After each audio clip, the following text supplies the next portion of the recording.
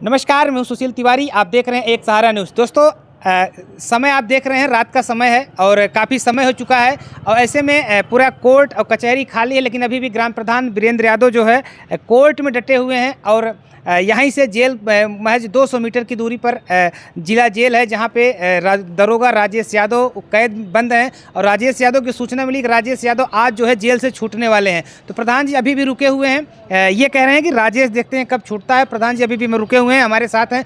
Court में आज क्या कुछ कार्रवाई हुई है आपने देखा, जो लोग देर से जुड़े हैं वो खबर जाकर देख सकते हैं किस तरह से जब लालता की पत्नी से वहाँ पे सवाल जवाब होता है। लालता की पत्नी जो लगातार अपने घर को बचाने के लिए जो है आपत्ति लगाती है, दलीलें देती रहती है, आज उसके पास कोई जवाब नहीं था और वो ना ना ना करते करते जो है कोर्ट से बाहर निकल करके किस तरह से चली जाती है। और जो प्राइवेट अधिवक्ता जो सत्यवीर और गुलाब यादव जो नामित किए गए वो किस तरह से जमकर बहस करते हैं। उसके बाद एक आखिरी यहाँ तक मामला आ जाता है, एक आखिरी तारीख मांगी जाती है कि एक आखिरी मौका और दिया जाए, उसके बाद हम साक्ष्य पेश करते हैं। वो खबर आप जाके देखेंगे तो आपको सारा डिटेल मिल जाएगा। लेकिन प्रधान भी जो वीरेंद्र यादव हैं अभी भी वो कोर्ट में डटे हुए हैं और रात का समय हो गया है। तो हम बातचीत करने के लिए प्रधान जी से जानने का प्रयास करेंगे आज जो कोर्ट की कार्रवाई हुई है।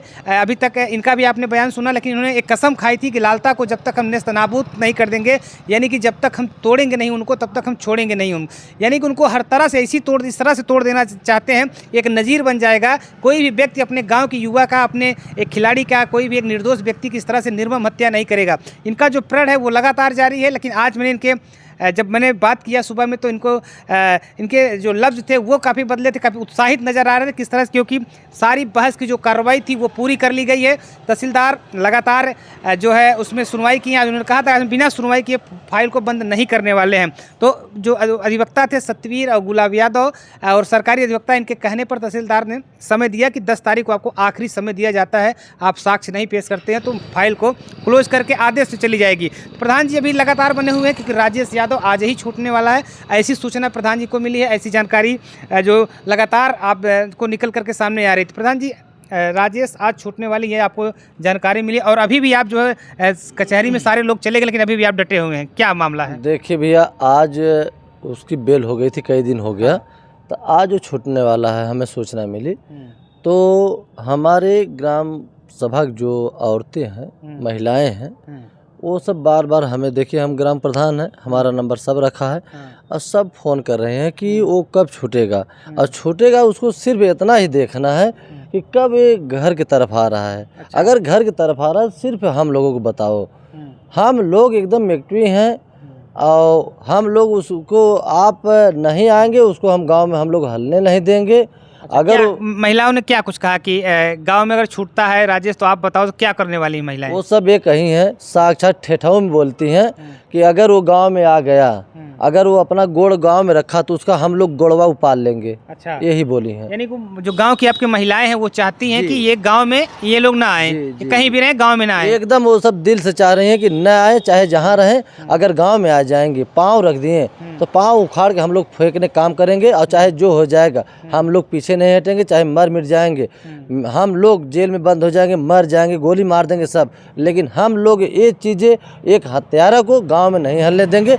इसीलिए हर नाके पे आज औरतों को घुंड खड़ा है कि अगर किसी तरफ से अगर वो हलना चाहेगा तो हल नहीं पाएगा, उसका सब ये जान लीजिए कि एक रुआं उपाड़ लेंगी औरतें। यानी कि वो छूटने के बाद कहीं भी रहे, गांव में न घुसे, ऐसा गांव की महिलाओं का कहना है, इसीलिए आप लगातार भी डटे हुए हैं। जी, इसीलिए आज हम डटे हैं कि अगर वो जा रहा है घर की तरफ तो हम जरूर औरतें से बताएंगे, महिलाएं से बताएंगे।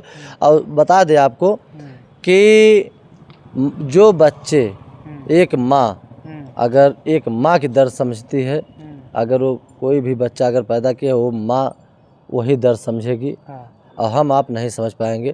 तो उन माँ को, उस महिलाओं को इतना दर्द है कि आज की डेट में अगर वहाँ पे कोई गोली भी चलावे तो वो सब हटेंगे नहीं, मर जाएंगे तो क्या से। लेकिन उस गांव में राजसभा को हलने नहीं देंगे। ये हम आपको चैनल पे कह रहे हैं, जितने दर्शक लोग सुनते होंगे, ये हमारा समझ लीजिए कि भरोसा हम दिला रहे हैं कि इतना आक्रोशित महिलाएं हैं कि अगर ये छूटा, गांव में घुसा तो एक नहीं, एक कई हजार महिलाएं जुट जाएंगी वहाँ पे। अच्छा, जी। यानी कि जो महिलाएं वो मंजर देखी हैं, एक माँ अपने बेटे की धड़ लेकर रो रही थी, एक बहन अपने भाई का सर लेकर रो रही थी, जो मंजर उसमें जो महिलाओं ने देखा है वो भूल नहीं पा रही। ये वही महिलाएं हैं जो आज कह रही हैं कि हम जो है लालता के किसी भी परिवार किसी भी सदस्य को गांव में नहीं घुसने देंगे। ये वही महिलाएं हैं, हमको लगता है शायद। भैया वो तो चिल्ला रही हैं कि प्रधान जी सिर्फ आप कहिए, उन अगर हमारा नहीं, हम तो रोके हैं, अगर उन लोगों को चले ना तो जो मकानवा के लिए आज हम दौड़ रहे हैं कचहरिया में ना भैया, वो सब एक एक ईंटवा उपाड़ के फेंक दें। आपको चैनल सही बता रहे हैं, लेकिन सबको हम कहें नहीं, अभी जो शासन प्रशासन से हो रहा है कार्य उसको होने दीजिए। शासन प्रशासन जो निर्णय लेगा वो सही लेगा, लेकिन औरतें को देखिए, औरतों को, गांव के औरतों को कितना दिमाग होता है आप जानते ही हैं। वो जान लीजिए, ये नहीं जानेंगे हमारे ऊपर क्या होगा। वो लोग ने इतनी आक्रोशित हैं कि अगर आप एक एक औरतों के जाके आप सिर्फ अपने चैनल पे पूछिए, देखिए कि क्या वो बोलती हैं। यानी कि गांव की जो महिलाएं वो ये चाहती हैं जिसने उसके गांव के होनहार व्यक्ति की हत्या की है गला काट करके, वो गांव में न घुसे हैं। सर प्रधान जी पूरी जानकारी दे रहे हैं, प्रधान जी बता रहे हैं। प्रधान जी, आज कोर्ट की जो कार्रवाई थी, जिस तरह से प्राइवेट अधिवक्ता सत्यवीर सिंह और गुलाब यादव और सरकारी अधिवक्ता ने मिल करके जब लालता के वकील को घेरा, लालता की पत्नी इंद्रावती को घेरा, तो ना करती नजर आई। आपने भी कसम खाई कि जब तक हम इनको मिटा नहीं लेंगे, जब तक इनको नेस्तनाबूद नहीं कर देंगे, तब तक छोड़ेंगे नहीं। तो कोर्ट की कार्रवाई मैंने देखा कि आज अब जब आप मीडिया से बात करते एक अलग उत्साह था। क्या लगता है कि आपने जो कसम खाई थी वो धीरे धीरे पूरी हो रही है? देखिए भैया, वो पूरी हो रही है। और नास्तनाबूद वाली बात जहाँ तक की है, वो गला काटे हैं, वो समझ रहे होंगे हम शेर हैं, लेकिन मैं आपके चैनल पे बता रहा हूँ कि उनको ऐसा बिल्ली बना के हम छोड़ेंगे, ऐसा बिल्ली बना के छोड़ेंगे कि वो बिल में ही रहेंगे, निकलने में उन्हें आँच आएगी। चूँकि एक गरीब का बच्चा का गला काटे हैं, अगर हमसे अब भिड़ गए हैं तो उन्हें बिल्ली ही बना देंगे, और बिल्ली बन के वो रहेंगे आजीवन, जब तक हम जीते रहेंगे। और बता दें कि यहाँ पे आज जो भी कार्रवाई हुआ कि वो बोल रही थी कि जो 17 तारीख को जिरा हुआ था, तो बयान हुआ था, तो वो क्या कह रही थी कि हम 30 साल के उतरे हैं, डोली मेरी उतरी है। लेकिन आज उसको बता दें, उसका बेटा जो राज्यसभा है वो 36 साल का हो गया है, 89 को उसकी जन्मतिथि है। और बता दें आपको कि 4-5 साल पहले उसकी शादी हुई होगी, 40-42 साल। अब सोच लीजिए कि कितना वो झूठ बोल रही है। आज देखें कि जो जिरा हुआ तहसीलदार साहब के, तो वो अंगूठा लगाई तो निपढ़ी है। आज कई सवालों में वो कही कि हम नहीं जान रहे हैं। अब ये सोच लीजिए कि अगर अंगूठा लगाई तो निपढ़ी है, तो उसको अगर हम सिखाएंगे या वकील साहब सिखाएंगे तो कितना वो याद कर सकती है।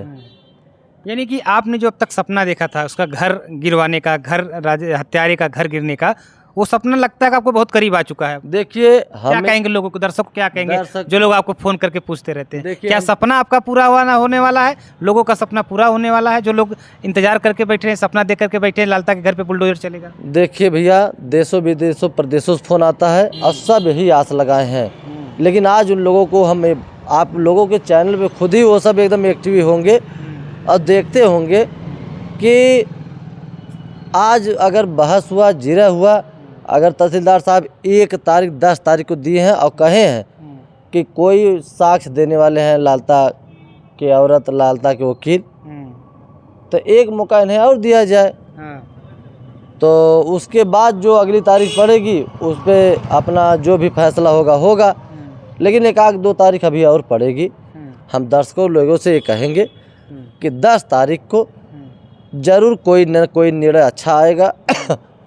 हम तो कहेंगे कि होली जैसे हम लोगों का दीपावली मातम में बीता था, वैसे ही अगर तहसीलदार साहब अच्छे से सुन रहे हों तो होली हम लोगों को अगर खुशहाली से बीत जाए, बहुत बहुत उनके लिए धन्यवाद उन्हें हम करेंगे।